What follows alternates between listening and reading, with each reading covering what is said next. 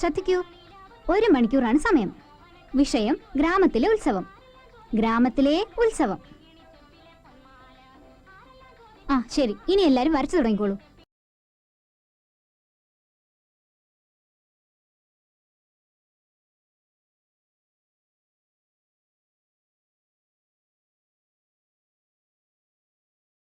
ഇത് 4 എണ്ണം പരിഗണിക്കേണ്ട കാര്യം തന്നെ ഇല്ല. ഇത് നമ്മുടെ ഗോപിക്കുട്ടൻ്റെതാ. ചേടാ ഗോപിക്കുട്ടാ, നീ ഇതെങ്ങനെ പറ്റിച്ചു? പോരട്ടെ പോരട്ടെ പോരട്ടെ, അതുകൂടെ ഇതിന്റെ കൂട്ടത്തിൽ പോരട്ടെ. പാട്ടിലും പ്രസംഗത്തിലും എല്ലാം ഗോപിക്കുട്ടൻ ഇതേ നിലവാരം വെച്ചു പുലർത്തി. ഈ 3 ചിത്രങ്ങളിൽ നിന്ന് ഒരെണ്ണം തിരഞ്ഞെടുക്കാം. എന്താ? ഇതും അങ്ങ് മാറ്റാം. ആ ഇനി എളുപ്പമല്ലേ, ശ്യാമയുടെ ചിത്രവും ബാലുവിന്റെ ചിത്രവും. ടീച്ചറിന്റെ അഭിപ്രായം എന്താ? ഞാനെന്ത് പറയാൻ, സാമൂഹ്യ ശാസ്ത്രമല്ലേ എന്റെ വിഷയം.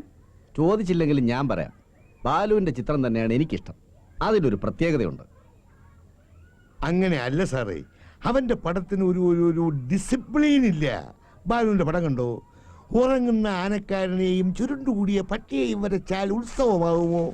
എന്നാൽ ശ്യാമയുടെ ചിത്രം അങ്ങനെയല്ല. രൂപങ്ങൾക്കെല്ലാം വ്യക്തതയുണ്ട്, ജീവനുണ്ട്.